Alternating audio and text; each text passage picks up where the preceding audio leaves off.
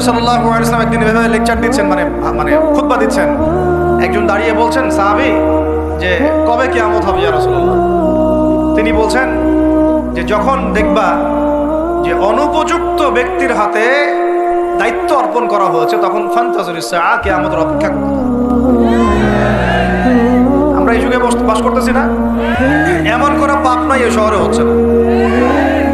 মূল পাপ কয়েকটা হচ্ছে। এক নম্বর হচ্ছে শিরক। কি হচ্ছে? তারপরে হচ্ছে প্রতারণা।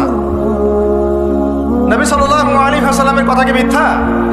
তিনি বলছেন কিয়ামতের মাঠে বহু মানুষ উঠবে উহুদ পাহাড়ের সমান নেকি নিয়ে। একেবারে উহুদ পাহাড় দেখছেন আপনারা কেউ? অনলাইনে দেখে নেন। বিশাল পাহাড়। জানাজার নামাজে শরীক হইলে 1 কেরাত নেকি হয়। 1 কেরাত মানে 1 উহুদ পাহাড় সমান। আর মাটি দিয়ে আসলে আরেক কেরাত নেকি হয়, মানে আরেকটা উহুদ পাহাড়ের সমান। উহুদ পাহাড়ের সমান আরো উঁচু উঁচু নামাজের নেকি, যাকাতের নেকি, হজের নেকি, উমরার নেকি নিয়ে উঠবে বহু মানুষ। আমরাই হয়তো বা তার আল্লাহ পাক আমাদেরকে মাফ করুন। ওঠার পরে বহু মানুষ সামনে দাঁড়ায় থাকবে। কাউকে গালি দিছে, কাউকে অন্যায়ভাবে মারছে, কাউকে রিমান্ডে নিয়ে একেবারে পেদানি দিছে, নির্দোষ ছিল, কারো নামে মিথ্যা মামলা দিছে, কারো নামে অপবাদ ছড়াইছে। বেচারা ভালো ছিল, সৎ ছিল, অপবাদ ছড়াই দিছে। কারো নামে ধরেন যে কারো গীবত করছে, কারো টাকা নিয়ে টাকা দেয় নাই, হ্যাঁ, কারো জমি আত্মসাৎ করে খাইছে, ভূমিদস্যু ছিল। মানে মানুষের সাথে জড়িত পাপ ছিল। কি ছিল? অন্যের সাথে জড়িত, মানে অন্যের হক নষ্ট করছে আর কি, অন্যের। এখন আল্লাহ পাক বলবেন যে তোমার এই ঋণ এখন শোধ করো। ওই দিন তো ঋণ শোধ করার কোনো বুদ্ধি আছে? বুদ্ধি নেই। এখন কি পদ্ধতি? ফেরেশতাদেরকে বলা হবে এই ব্যক্তির আমলনামায় যে নেকিগুলো আছে, নামাজের নেকি, রোজার নেকি, হজের নেকি, যাকাতের নেকি, এইগুলা দিয়ে ওদের আমলনামা ভর্তি করো যারা পাওনাদার দ্বারায় আছে। এই ভর্তি করতে করতে করতে করতে এক সময় দেখা যাবে এই ব্যক্তির আমলনামা ফাঁকা হয়ে যাবে। তখন কি হবে? ফেরেশতাদেরকে বলা হবে ওই যে যারা ভুক্তভোগী ওদের আমলনামা থেকে গুনাহ নিয়ে এই ব্যক্তির আমলনামায় ঢাল। এরপরে ওই ব্যক্তিগুলো দেখা যাবে জান্নাতে চলে গেছে, মাজলুম ছিল পৃথিবীতে, ওই দিন সফল হয়ে গেছে, জান্নাতে চলে গেছে। এবারটা দুনিয়া জালেম ছিল, এই জাহান্নামে চলে গেছে। নাউজুবিল্লাহ। আল্লাহ পাক আমাদেরকে এরকম মানুষের হক নষ্ট করা থেকে হেফাজত করে। ভাই মানুষের হক নষ্ট করতে যায় না। নিজে আমল তো এমনিই কম, ভাঙাচোরা ঈমান, মুনাফিকের মতো বসবাস করতেছি। এখন তো আমরা মুনাফিকের মতো বসবাস করতেছি এই দুনিয়াতে। এখন যারা আমার মনে হয় মন থেকে ঈমানের দাবি করতে পারে শক্তভাবে যে হ্যাঁ আমরা ঈমানদার, এরা হচ্ছে গাজ্জার ওই মুজাহিদ ভাইরা। বুঝলেন এই কথা? তারা মনে হয় দাবি করতে পারে যে হ্যাঁ আমরা ঈমানদার। আমরা তো নেফাকের উপরে আছি, আমরা তো স্বীকৃতি দিতে পারতেছি না, সত্যকে স্বীকৃতিও দিতে পারি না। বরং আমরা মানচিত্র থেকে ফিলিস্তিনের মানচিত্র উঠাই দিলাম, দিয়ে যারা জালেম ওদেরটা প্রতিষ্ঠা করলাম। ওইটাও পাঠ্যপুস্তকে আসছে। আপনারা তো শুধু একটাই শুনে বসে আছেন, একটাই শুনে আসেন না আপনারা? শরীফ শরীফা তো আছেই, এইটাও একটা ইস্যু ছিল। আল্লাহ পাক আমাদেরকে চোখ খুলুন, আল্লাহ পাক আমাদের চোখ খোলার তৌফিক দান করেন। আর ভাই বাইরের চোখ তো সবারই খোলা, ভিতরের চোখটা খোলার তৌফিক দান করেন।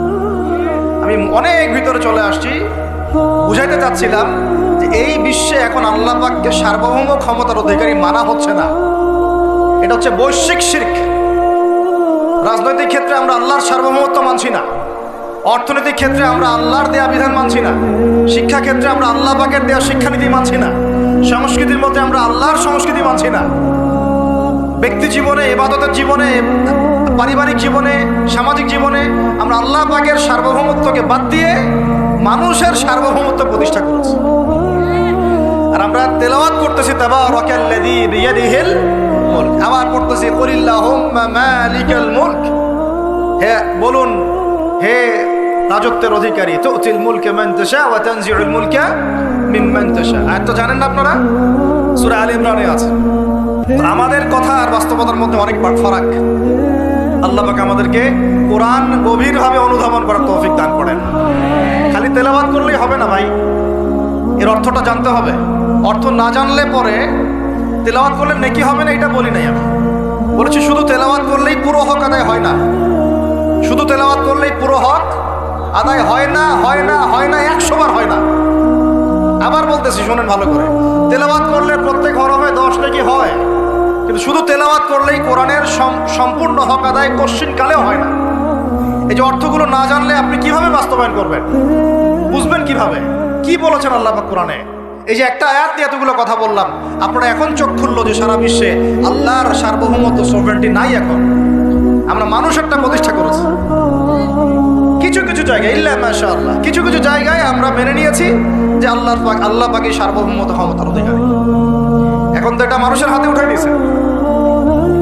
আল্লাহ পাক আমাদেরকে পাঠাইছেন দুনিয়াতে তার খলিফা হিসেবে। কি হিসেবে? আল্লাহর খলিফার কাজ কি? শয়তানের দাসত্ব করবে না আল্লাহর? বলেন, আল্লাহর খলিফার বৈশিষ্ট্য কি, ফাংশন কি? সে কি শয়তানের দাসত্ব করবে না আল্লাহর? সে কি আল্লাহর বিধান মানবে না শয়তানের? সে কি আল্লাহর সার্বভৌমত্ব মানবে না শয়তানের? তাহলে আমরা আল্লাহ পাকের কয়টা বিধান বাস্তবায়ন করতে পারছি? একজন আমাকে খুব কড়া ভাষায় বলছিলেন একদিন যে আপনি প্রথম ব্যক্তি মনে হয় বলেছেন ঢাকা হচ্ছে যে সিটি অফ আখিরুজ্জামানে। আপনি চোখে দেখেন না ঢাকা শহরে এত এত মসজিদ আছে? বললাম যে এইটা আপনার চেয়ে আগে আমি দেখছি ঢাকা শহরে এতগুলো মসজিদ আছে। আমার কাছে হিসাব করা আছে কয়টা মসজিদ ঢাকায় আছে। তাহলে আপনি বললেন যে এটা সিটি অফ আখিরুজ্জামান। বললাম ঢাকা শহরে এতগুলো যে মসজিদ আছে কত বছর থেকে আছে? বলছে 50, 60, 70 বছর থেকে।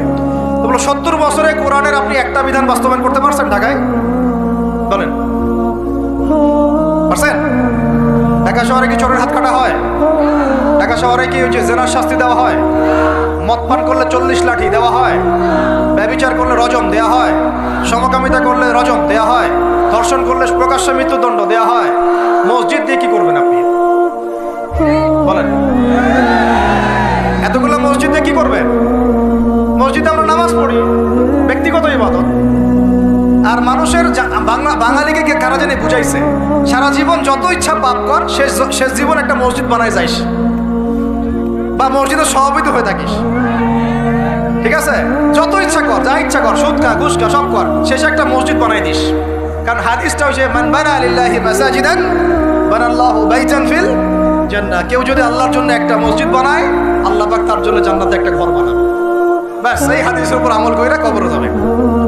সারা জীবন যে আমি মাশাআল্লাহ নাউজুবিল্লাহ আল্লাহর কোনো বিধানই মানলাম না, না নামাজ, না যাকাত, না সাদাকা, না এই যে কোরআন এর হক আদায় করা, না আমর বিল মারুফ, না নাহি আনিল মুনকার, না ইকামাতুদ দ্বীন, ইত্যাদি ইত্যাদি।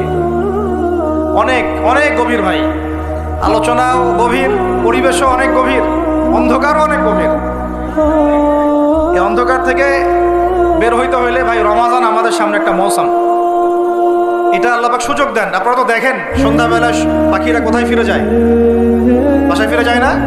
এই সারা বছর সারা জীবন আমরা অনেক দূরে চলে গেছি আল্লাহ থেকে। রমাজান আসছে, এখন আবার বাসায় ফিরে আসে। রমাজান কেন আসে? যাতে এই বিচ্ছিন্ন উম্মাহ এক জায়গায় হয়, পাপী মুসলিমরা আল্লাহর দিকে ফিরে আসে। সারা বছর যারা এদিক ওদিক চলে গেছেন, রমাজানে আসেন, ঘরে ফিরে আসেন। আল্লাহ পাক তৌফিক দান করে না। অনেক ভিতরে ঢুকে গেছি ভাই। প্রথম কথা বলছিলাম লাআল্লাকুম তাত্তাকুনের হক আদায় করতে হবে। রাজি আছি তো ইনশাআল্লাহ? 2 নাম্বার এই যে বলছিলাম কুতিবা আলাইকুম নিয়ে কথা। কুতিবা আলাইকুম শুধু সিয়াম না, কুতিবা আলাইকুম কিসাসও আছে এখানে। কোন কিতাব এখানে আছে না? নাকি বানায় বললাম? আর এই কোরআন তো ভাই সবারই ভাষায় আছে, কেন মানতে চান না? এত কেন ভনিতা কোরআনের সাথে? বাঁচবই বা কতদিন আমরা? সর্বোচ্চ 100 বছর। ভাই সবাইকেই তো একা একা আল্লাহর সামনে দাঁড়াইতে হবে, তাহলে এত ভনিতা কিসের? এত নেফাকি কেন? এত অস্বীকৃতি কেন? ইসলাম নিয়ে এত অ্যালার্জি কেন? আল্লাহ রাসূল এবং ইসলামের নাম শুনলে গা জ্বলে কেন? কোরআন সুন্নাহর বিধানের কথা শুনলে কেন মনে হয় যে বাঁকা চোখে তাকান কেন? না জানি আবার কি বলতেছে, কোন জঙ্গি আসলো, কোন সন্ত্রাসী আসলো, এগুলো কি শুরু করছেন? এটা কোরআনের কথা, হাদিসের কথা, আল্লাহর কথা, রাসূলের কথা। এখানে এইসব শব্দ প্রয়োগ করেন কেন? কবরে কি আমরা যাবো, আপনারা যাবেন না? আপনাদেরকে হিসাব দেওয়া লাগবে না? কি মনে করতেছেন আপনারা? আর এই উম্মার বিজয়ের জন্য কি শুধু আমাদের একার দায়িত্ব না, সবার দায়িত্ব আছে? সবাই মিলে তো শক্ত হাতে একটা হাতল ধরলে না ইসলাম বিজয় হবে। আল্লাহ পাক যে ক্ষমতা যাদেরকে দিয়েছেন, কেন আপনারা বুঝতে চেষ্টা করেন না যে আল্লাহ রাব্বুল আলামিনের কাছে সর্বভৌম ক্ষমতা, তার বিধান বাস্তবায়ন করেন, আল্লাহ পাক আপনাদেরকে আরো শক্তিশালী করবেন ইনশাআল্লাহ। যদি না করেন তাহলে শুনেন, একটা সময় পর্যন্ত আল্লাহ পাক ছাড় দেন। এটা ইতিহাস। নমরুদ একটা লম্বা সময় ছাড় পাইছে, ফিরআউন আরো লম্বা একটা সময় ছাড় পাইছে, আদ জাতি সামুদ, আসহাবুল আইকা, মাদিয়ান, লূত, কত যে কম চলে গেছে হিসাব নাই। ইতিহাসটা খালি পড়বেন কোরআনের, কত যে কম পৃথিবী থেকে চলে গেছে এরই হিসাব নাই। আল্লাহ পাক জানাইছেন অল্প কিছু, বাকি কিছু জানানো নাই। আল্লাহ পাক জানানি নাই অনেক কিছু আমাদেরকে, যেগুলো আমাদের দরকার সেগুলো জানাইছেন কিছু কিছু। কেউ কি টিকতে পারছিল? কেউ কি আল্লাহর বিধানের বাইরে গিয়ে চলতে পারছে? দুনিয়া টিকতে পারছে? কেউ কি চিরস্থায়ী ছিল? কোন নবীও তো চিরস্থায়ী ছিল না। তাহলে কিসের পিছনে ছুটতেছেন? আল্লাহ পাক আমাদের সবাইকে কথাগুলো বোঝার তৌফিক দান করেন। ব্যক্তি জীবন থেকে শুরু করে এক সর্বোচ্চ লেভেল পর্যন্ত কোরআন, হাদিস, ইসলামকে বাস্তবায়ন করার তৌফিক দান করেন। আল্লাহ পাক যাদের মধ্যে এই সততা আছে, এই মানুষগুলোকে আল্লাহ পাক আমাদের ঊর্ধ্বতন কর্তৃপক্ষ বানায় দেন, আমিন। বা যারা আছেন তাদেরকে আল্লাহ পাক হেদায়েত দান করেন। রমাজানের এই শিক্ষাটার সামনেও এরকম দুই একটা শব্দ আছে, কুতিবা আলাইকুমুল কিসাস। আর একটা তো বললে তো মাথায় খারাপ হয়ে যাবে, বলবো? ওই যেখানে দেখছেন কুতিবা আলাইকুমুস সিয়াম, কুতিবা আলাইকুমুল কিসাস, এই ডানে বামেই খুঁজবেন, 3টা পৃষ্ঠার মধ্যেই পাবেন। লেখা আছে কুতিবা আলাইকুমুল কিতাল, কুতিবা আলাইকুমুল, এটা আবার কি? কুতিবা আলাইকুমুল কিতাল, তোমাদের উপর যুদ্ধকে ফরজ করা হয়েছে। কি ফরজ করা হয়েছে? একা একা আপনি করবেন না, একা একা করবেন না। ইসলামিক রাষ্ট্র করবে, ইসলামের রাষ্ট্রের আমির করবে, তার নেতৃত্বে জনগণ করে, একা একা বিচ্ছিন্নভাবে করে না। বিচ্ছিন্নভাবে যারা করে এটা সন্ত্রাসী। এটা কি? এটা সন্ত্রাসী কার্যকলাপ। কিন্তু মূল কথা হচ্ছে এটা তো ফরজ। কুতিবা আলাইকুমুল কিতাল, এইটা যখন মুসলমানরা ছেড়ে দিয়েছে ওই সময় থেকে এই মাইর খাওয়ার যুগ শুরু হয়েছে। অটোমান এম্পায়ারটা সর্বশেষ ওই ফাইট করছিল ওই পশ্চিমাদের সাথে, পরাজিত হয়ে যায় তারা প্রথম বিশ্বযুদ্ধে 1914 থেকে 17-18-র মধ্যে। এরপরে ওই যে ব্রিটেন দখল করে জেরুজালেম, বেলফোর্ট ডিক্লারেশন হয়, তারপরে ইহুদিদেরকে ওই জায়গাটা ছেড়ে দেয়। এরপর থেকে যে 100 বছর হলো, আমাদের খিলাফা পতনের 100 বছর হয়ে গেছে। কত বছর? এটা একটা আশারও কথা। আশার কথা কেন? প্রত্যেক 100 বছর পর পর আল্লাহ পাক পরিবর্তন নিয়ে আসে। এটা ইতিহাস ঘাটলে পাবেন। 100 বছর পর পর আল্লাহ রাব্বুল আলামিন বড় বড় পরিবর্তন পৃথিবীতে নিয়ে আসেন। যেহেতু খিলাফা পতনের 100 বছর হয়ে গেছে, আশা করা যায় সামনে কিছু ভালো কিছুই হবে ইনশাআল্লাহ। ওই অটোম্যানদেরকে 1917 সালে 14 থেকে 17-র মধ্যে পরাজিত করে বাইতুল মুকাদ্দাস, যেখানে দেখতেছেন অক্টোবর থেকে এই পর্যন্ত মনে হয় 40,000 ছাড়াই গেছে, প্রাণহানি ছাড়া যায় নাই। বেশিরভাগই নারী আর শিশু। বেশিরভাগই কি? নবী সাল্লাল্লাহু আলাইহি ওয়াসাল্লাম তার জীবদ্দশায় মনে হয় 97টা থেকে 98টা যুদ্ধ করেছেন। কয়টা? এটা তো জানেন না। আমরা শুধু জানি নবী সাল্লাল্লাহু আলাইহি ওয়াসাল্লাম মিষ্টি পছন্দ করতেন, মিসওয়াক করতেন, তারপরে ডান কাঁধে শুইতেন, সাদা জামা পছন্দ করতেন, দাড়ি রাখতেন, এগুলো আমরা জানি। ওনার সিরাত পড়েন, ওনার জীবনীটা পড়ে দেখেন। 97 থেকে 98টাতে তিনি নিজে লিড দিয়েছেন, তিনি হয় লিড দিয়েছেন না হলে অন্য কোনো সাহাবীকে পাঠিয়েছেন, মানে গাজওয়া অথবা সারিয়া। এখন এই 100টার মতো যুদ্ধে আপনি দেখবেন না কোনো নারীকে হত্যা করা হয়েছে বা কোনো শিশুকে হত্যা করা হয়েছে, আপনি খুঁজে পাবেন না। একটা ইতিহাস দেখাতে পারবেন না যে মুসলমানদের হাতে কোনো শিশুকে হত্যা করা হয়েছে বা কোনো নারীকে হত্যা করা হয়েছে, আঘাত করা হয়েছে। শুধু আলী রাদিয়াল্লাহু আনহু একদিন এক নারীকে ধরেছিলেন, কারণ নবী সাল্লাল্লাহু আলাইহি ওয়াসাল্লাম বলেছিলেন যে অমুক জায়গায় এক মেয়েকে পাবা, ওই মেয়ের কাছে একটা চিঠি আছে, ও গুপ্তচর বৃত্তি করেছে, ওই চিঠি সে মক্কায় পৌঁছে দিতে যাচ্ছে, ওকে রাস্তায় ধরবা, ওর কাছ থেকে চিঠি আদায় করবা। কথা বুঝতে পারছেন? উনি গেলেন, দেখলেন হ্যাঁ ঠিক ওই জায়গায় এক মেয়ে আছে, চিঠি বের করো। আর নাই, আমার কাছে কোনো চিঠি নাই। তিনি বলছেন যদি চিঠি বের না করো তাহলে কিন্তু প্রয়োজনে একদম সব সার্চ করে চিঠি বের করবো কিন্তু। তো পরে ভয়ে সে চিঠি দিয়ে দিচ্ছে। এই একটাই ঘটনা পাওয়া যাচ্ছে যে মেয়েদের সাথে যুদ্ধক্ষেত্রে আচরণ। আর এই পুরো 100টা বা 98টা সারিয়ার গাজওয়ায় নবী সাল্লাল্লাহু আলাইহি ওয়াসাল্লাম সাহাবীদের হাতে একটা শিশুও মানে নিহত হয় নাই, একটা মহিলাও নিহত হয়। যদি কোনো দলিল পান আমাকে জানায়েন, যদি আমার জ্ঞানে কমতি থাকে। আপনারা যদি দলিল পান আমাকে জানায়েন, আমার জানা নাই। আর আপনি দেখতেছেন অক্টোবর থেকে এই যে এটা কি মাস, মার্চ, এই যে 5-6-7 মাসের মধ্যে আপনি দেখতেছেন যে 40-42 হাজার মুসলমানকে মারা হচ্ছে, তার মধ্যে বেশিরভাগই নারী আর শিশু। নারী আর শিশু, এগুলো দেখলে তো ঘুম হয় না আমাদের, কিচ্ছু করার নাই, তামাশা দেখতেছি সবাই বসে বসে। আর যাদের করার ছিল এরা বসে খ্যাপসা খায়। কি খায়? ওরা ওই সিনেমা হল উদ্বোধন করে, মদের বার ওপেন করে।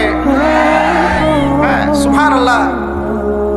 পাশে নবী সাল্লাল্লাহু আলাইহি ওয়াসাল্লাম শুয়ে আছে, চিন্তা করেন। সাহাবীরা রাদিয়াল্লাহু আনহুম আজমাইন তারা শুয়ে আছে। ওখানে গেলে মুমিনদের চোখের পানি ছেড়ে দেয় মানুষ। কি একটা অবস্থা! ওইখানে আল্লাহর ঘর বাইতুল্লাহুল হারাম। অনেকে আবার বলে কি করার আছে আমাদের, আমাদের কিছুই করার নাই। তো ওই জন্য একদিন বলছিলাম, তো কিছু করার নাই তাহলে নেইমারকে নিয়ে এসে ফুটবল খেলাও। ওটাও চলতেছিল। বিভিন্ন বলিউড তারকা, হলিউড তারকা আইসা এসে কনসার্ট করতেছে, এগুলা করেন, কিছু করার নাই তো। বেশি না, আপনারা যদি একটু জিও পলিটিক্স পড়েন দেখবেন 10টা, বেশি না 10টা মুসলিম কান্ট্রি যদি একসাথে হয়, 10টা মুসলিম কান্ট্রি যদি একসাথে হয় বা একটা টেবিলে বসতে পারে, এই 10টা মুসলিম কান্ট্রির কাছে যে পরিমাণ সৈন্য আছে, যে পরিমাণ অস্ত্র আছে, যে পরিমাণ জ্বালানি আছে, যে পরিমাণ তেল আছে, আর যে পরিমাণ গ্যাস আছে, আর বাকি কথা নাই বললাম, এই ইসরায়েলের মতো 100টা দেশের সাথে মোকাবেলা করতে পারবে। এক একটা বাচ্চার রক্তের বদলা নেওয়া যাইতো, একটা একটা বোনের ইজ্জতের বদলা নেওয়া যাইতো। শুধু ওই ইমানদার কোন ওমর আল্লাহ পাক এখন আমাদের কাছে দেন নাই। কারণ কেন দেন নাই জানেন? কারণ আমরা তো আর তার সাহাবীদের মতো না। আমরা যদি সাহাবীওয়ালা জিন্দেগি আবার শুরু করি, আল্লাহ পাক ওমর ইবনুল খাত্তাবও পাঠাবেন ইনশাআল্লাহ। বুঝাতে পারতেছেন? আমরা ঠিক না হলে তো আসমান থেকে ফেরেশতা নামবে না ভাই। আর আমরা এই এত দূরে বসে ছোট্ট একটা রাষ্ট্রের মধ্যে আলোচনা করি, কি আলোচনা করি আর কি ফায়দা? কিন্তু আলোচনাগুলো করতেছি আল্লাহর কাছে দায়মুক্ত হওয়ার জন্য। যাতে আপনারা সত্যটা জানেন এবং হকটা বুঝতে চেষ্টা করেন, আপনার পরবর্তী প্রজন্মকে এটা জানান। আল্লাহ চাইতো আমরা না বললে কি হয়েছে, দেখা যাবে 100 বছর পরে হইলেও আমাদের পরবর্তী প্রজন্মরা ইনশাল্লাহ বাইতুল মুকাদ্দাস উদ্ধার করবে। কারণ লেখা তো হয়ে গেছে, এটা তো ওইটা আমাদের হাতে আসতেছে। এবং ওইখানে 40 বছর ইসলামিক খেলাফত বাস্তবায়ন না হওয়া পর্যন্ত এই বিশ্বে কিয়ামত হবে না ইনশাআল্লাহ। কত বছর? কে করবে? ঈসা আলাইহিস সালাম। কে করবেন? ঈসা আলাইহিস সালাম। তার সাথে সঙ্গ দিবেন ইমামুল মাহদি। এটা হবে সামনে। এখন ওইটা যখন হবে, ওই 40 বছর ইসলামী খেলাফত, তখন তাবারাকাল্লাযী বিয়াদিহিল মুলক, ওই আল্লাহ পাকের যে মুলক, আল্লাহ পাকের সার্বভৌমত্ব, আল্লাহ পাকের সরভেন্টি, আল্লাহ পাকের রাজত্ব, ওইটা সারা বিশ্বে প্রতিষ্ঠা হবে। এখন ওইটা নাই। এখন কি আছে? এখন মুলক হচ্ছে জাতিসংঘের, সবকিছু ওদের হাতে। আর এগুলো গঠনই করা হয়েছিল মুসলমানদের স্বার্থ দমন করে পশ্চিমাদের স্বার্থ উন্নয়নের জন্য। একেবারে খোলামেলা কথা। এখন পর্যন্ত ওদের ভিশন এবং এজেন্ডা এইটাই। পৃথিবীর কোনো জায়গায় মুসলমানের স্বার্থ তার সর্বোচ্চ অগ্রাধিকার দিবে না, বরং আমাদেরকে দাস বানানোর জন্য এটা তৈরি করছে। আর আমরা এখন সেই দাসত্বের মধ্যে চলে আসছি। কেউ কিছু বলেও না, কেউ কিছু করে, সবাই মেনে নিছি। আর কি